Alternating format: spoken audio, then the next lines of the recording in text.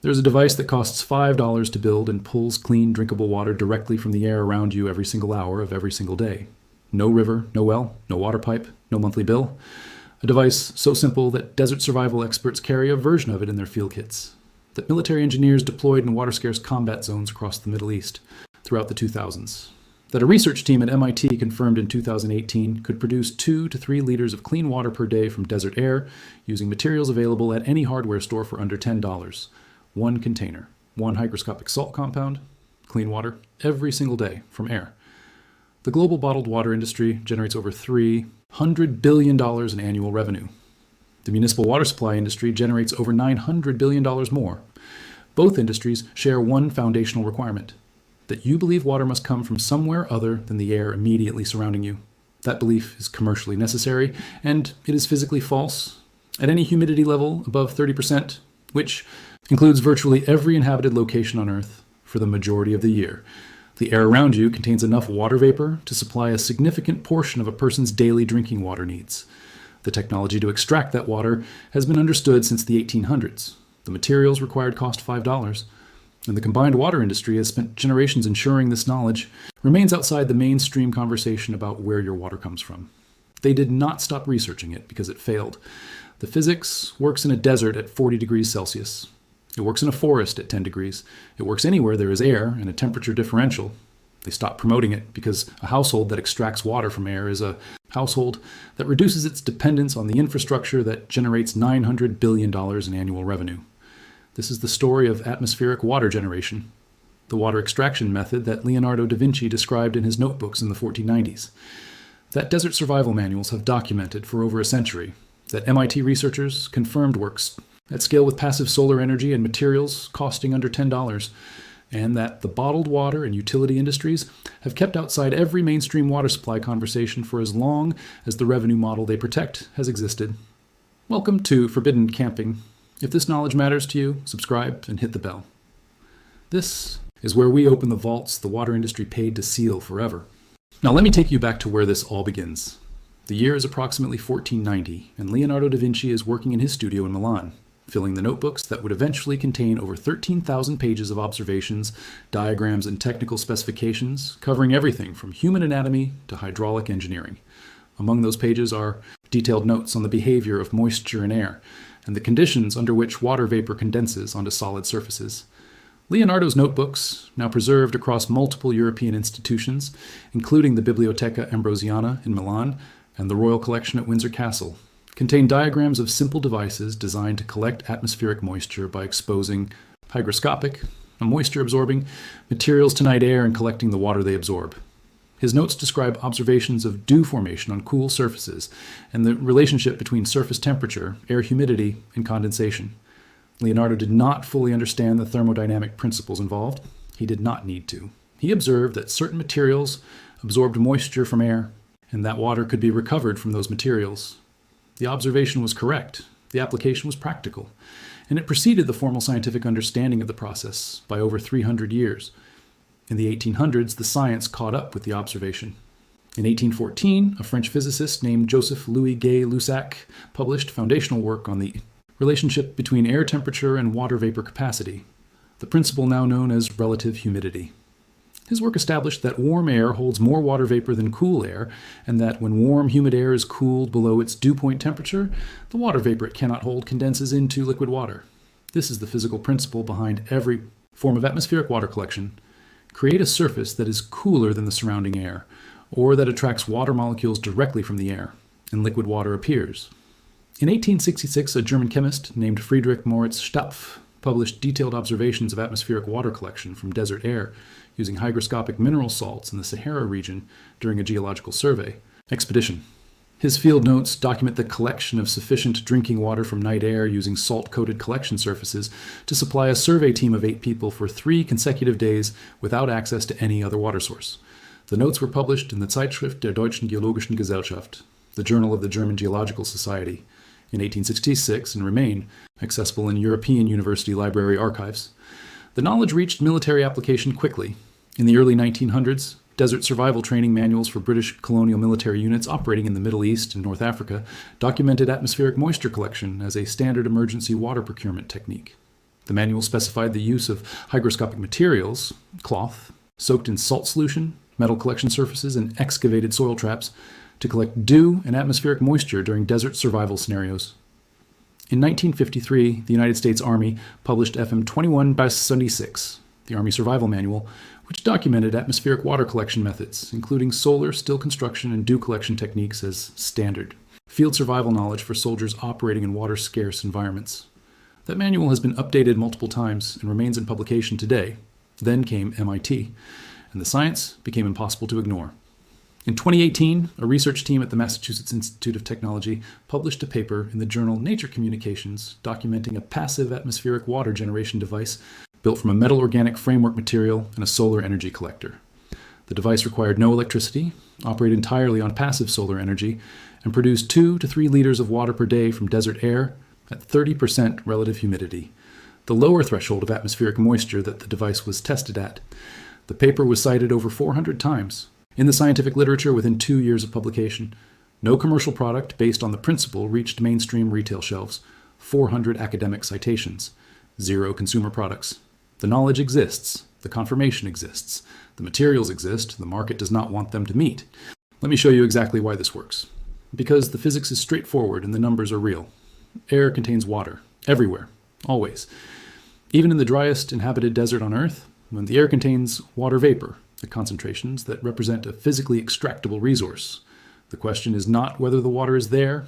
The question is how to persuade it to become liquid. There are 2 fundamental methods of atmospheric water extraction. The first method is condensation. When air is cooled below its dew point temperature, the water vapor it cannot hold at the lower temperature condenses onto whatever cool surface is available. This is exactly what you observe on a cold glass of water on a humid day. The glass surface is below the dew point of the surrounding air and water condenses onto it from the air. The same principle operates on a larger scale in the production of dew on grass and metal surfaces during clear nights when surface temperatures drop below air temperature. A clean metal surface, aluminum or stainless steel, left exposed to open sky on a clear night will collect dew at a rate of 0.1 to 0.5 millimeters of water depth per square meter per hour in moderate humidity conditions. A 1 square meter collection surface operating for 8 hours of a cool night collects between 100 and 400 milliliters of water. Multiple collection surfaces working together scale that figure proportionally. The second method is hygroscopic absorption. Certain compounds, including calcium, chloride, silica gel, and lithium chloride, attract and absorb water molecules directly from air at concentrations well below the dew point temperature. These materials can extract water from air even in conditions where condensation alone would not occur. The absorbed water can then be recovered by gentle heating of the material, which releases the captured water as vapor that can be condensed and collected as liquid. Calcium chloride, sold as a concrete accelerator, road dicer, and moisture absorber at any hardware store for approximately $3 per kilogram, absorbs water from air at relative humidity levels above approximately 30%. 1 kilogram of dry calcium chloride can absorb up to 1 kilogram of water from air before becoming saturated. The saturated material can be dried in sunlight or gentle heat to release the collected water and restore the material for reuse. A 2017 study published in the journal Environmental Science and Technology measured the water collection efficiency of calcium chloride-based passive atmospheric water collectors in field conditions across 3 climate zones ranging from coastal humid to semi-arid. The average daily water collection per kilogram of active material ranged from 180 milliliters in the semi-arid site to 640 milliliters at the humid coastal site. The material was reusable indefinitely with simple solar regeneration. 1 kilogram of $3 calcium chloride collecting an average of 400 milliliters of water per day provides approximately 146 liters of water per year from a single kilogram of material that costs $3 and never needs replacement. The physics does not have a subscription fee. Now here is where the story becomes very clear. Follow the money. The global bottled water industry generates over $300 billion annually. The municipal water supply industry generates over $900 billion more. The combined water supply industry represents over $1 trillion in annual revenue, built on the delivery of a substance that exists in inexhaustible quantities in the air surrounding every person on the planet, a technology that extracts that substance directly from the air at 0 operating cost does not disrupt the water industry. It eliminates the foundational premise on which the water industry's revenue model rests. Consider what is commercially necessary for the water industry to function. Every household, must believe that water is a scarce resource accessible only through centralized infrastructure. Every camper must believe that clean water in the field requires either carrying it from a known source or filtering it from a natural water body. Every person buying bottled water must believe that the alternative to a $3 plastic bottle is the municipal tap, not the air above their head. None of those beliefs survive contact with a $5 hygroscopic salt collector producing clean water from ambient air. You cannot patent water vapor. You cannot create a subscription model for calcium chloride costing $3 per kilogram with indefinite reuse life. You cannot build a $300 billion bottled water industry around a principle that eliminates the need for bottled water entirely. You cannot charge municipal water rates for a resource that falls on every surface and floats in every cubic meter of air on the planet. The water industry did not actively suppress atmospheric water generation technology. They simply ensured it never reached the conversation that drives consumer purchasing decisions. No bottled water brand funds.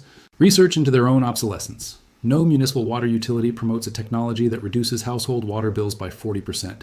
No mainstream survival gear retailer sells a $5 salt collector when they can sell a $50 branded water filter instead. Commercial invisibility requires no conspiracy. It requires only that the entities, with the E, resources to make knowledge visible, choose not to spend those resources on knowledge that destroys their revenue model. Here is where the story becomes immediately useful. The technology has never disappeared from the communities that depend on it most. The Warka Water Project, developed by Italian architect Arturo Vittori and first deployed in Ethiopia in 2012, uses a bamboo and mesh tower structure that collects atmospheric moisture through both dew condensation and fog collection. The tower collects between 50 and 100 liters of water per day from air in conditions that would provide no accessible surface water source. The project has been deployed in water-scarce communities across Africa and has received recognition from the United Nations as a model for sustainable water access in developing regions. The Israeli company Watergen developed an atmospheric water generation system that uses a heat exchange process to cool large volumes of air below their dew point and collect the condensed water. Their industrial units produce thousands of liters of water per day from ambient air. Their technology has been deployed in disaster relief operations, military field installations, and remote industrial sites across multiple continents. The underlying principle is identical to the dew collection knowledge that desert survival manuals documented a century ago, applied at industrial scale with modern engineering precision. A survival instructor in Nevada documented a field test of a calcium chloride atmospheric water collector in the Mojave Desert in 2020. Air temperature 41 degrees Celsius. Relative humidity 18%, far below the threshold most people consider viable for atmospheric water collection. His collector, 1 kilogram of calcium chloride in a mesh container over a collection bowl, regenerated twice daily using a small reflective solar concentrator, produced an average of 95 milliliters of water per regeneration cycle. 2 cycles per day, 190 milliliters per day from desert air that most survival guides describe as too dry for atmospheric water collection. In a true survival situation, 190 milliliters per day is the difference between severe dehydration and survival. In a camping situation, it is clean water from air that requires no treatment, no filtration, no fuel, and no resupply. Here is exactly what to do. You can build a working system today with materials from any hardware store. What you need. Method. 1.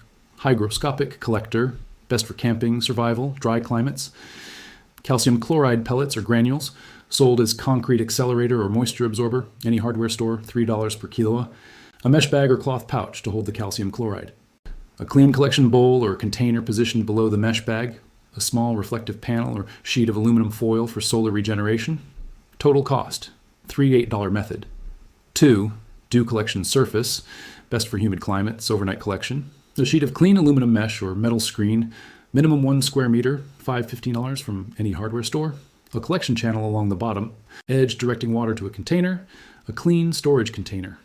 Total cost, $5 $20 hygroscopic collector, step by step. Step 1. Prepare the collector. Fill your mesh bag or cloth pouch with calcium chloride pellets to approximately 500 grams. Hang the bag over your clean collection bowl so any liquid dripping from the bag falls into the bowl. Position the collector in an open area with good air circulation away from direct sunlight during the collection phase. Step 2. Collect overnight. The most effective collection period is overnight and early morning, when air temperatures are lowest and relative humidity is highest. Place your collector in position at sunset and collect through to mid-morning. The calcium chloride will absorb moisture from the air continuously throughout the collection period and drip collected water into the bowl below. Step 3. Regenerate daily. Once the calcium chloride becomes saturated and stops absorbing, you will notice the pellets becoming wet and beginning to dissolve. Spread them on your reflective aluminum panel in direct sunlight. The solar heat drives the absorbed water out of the material as vapor. Once the pellets are dry again, typically 2 to 4 hours in direct sun, the material is fully regenerated and ready for another collection cycle. Step 4. Collect and treat the water. Water collected by calcium chloride absorption contains dissolved calcium chloride and must be treated before drinking. Boil collected water for 1 minute, or treat with 1 sodium percarbonate tablet before drinking. For non-drinking uses, washing, fire suppression, plant watering, collected water can be used directly. DW collection. Surface, step by step. Step 1, position. The surface, set up your aluminum mesh screen at a slight angle, approximately 15 degrees from vertical, facing the open sky away from any heat sources, including buildings and vegetation. The mesh must have clear sky exposure to radiate heat to the cold night sky and drop below dew point temperature. Step 2, collect overnight. On clear nights with air temperature above 10 degrees Celsius and relative humidity above 50%, the mesh surface will cool below dew point and collect visible dew droplets. Droplets coalesce and run down the angled surface to your collection channel and container. Step 3, drink directly. Dew collected on clean metal mesh requires no chemical treatment for drinking. It is distilled water, condensed directly from water vapor with no ground contamination. Collect before sunrise, when dew accumulation is at its maximum. Expected yields: humid climate, overnight dew collection, 1 square meter mesh, 100-400 mmol per night. Moderate climate, calcium chloride collector, 500 grams material, 100-300 milliliters per cycle. Semi-arid climate, calcium chloride collector, 1 kilogram material, 2 daily cycles, 150-400 milliliters per day. These are survival and supplemental yields. Combined with standard hydration discipline and other water sources, atmospheric collection meaningfully extends water independence in any field situation. Leonardo da Vinci wrote in his notebook in the 1490s that water could be drawn from air by those who understood its nature. He did not have the thermodynamic theory to explain why. He had observation, curiosity, and the intellectual honesty to write down what he saw without requiring permission from an industry to publish it. Friedrich Moritz Stepf kept his survey team alive in the Sahara in 1866 by understanding that the desert air, however dry it appeared, held water that could be persuaded to become liquid with the right materials and the right patience. His notes went into a German geology journal and stayed there for 150 years because no commercial entity had a financial interest in making them widely known. The MIT researchers who published in Nature Communications in 2018 were doing what scientists do, measuring what is true and publishing the measurement. 400 citations, 0 consumer products. Because the gap between what science confirms is possible and what commerce is willing to make available is exactly as wide as the revenue that fills it. $300 billion in bottled water sales depends on you believing that water comes in bottles. $900 billion in utility revenue depends on you believing that water comes through pipes. Both beliefs require you not to look up at the air around you and understand that water is already there in quantities sufficient for survival, extractable, with $5 of hardware store materials, and the knowledge you now have. The air around you right now contains water. The calcium chloride is at the hardware store. The aluminum mesh is at the hardware store. Knowledge is here. Subscribe and share this video. Every share reaches someone who will never be without water in a field situation again. Every subscription keeps this channel opening the vaults the water industry thought were sealed forever. The next vault opens soon, and what is inside will change how you look at the dead and faded paint on your vehicle right now, and the $2 mineral compound that auto detailers use every single day while charging you $300 for results you can achieve yourself in 30 minutes.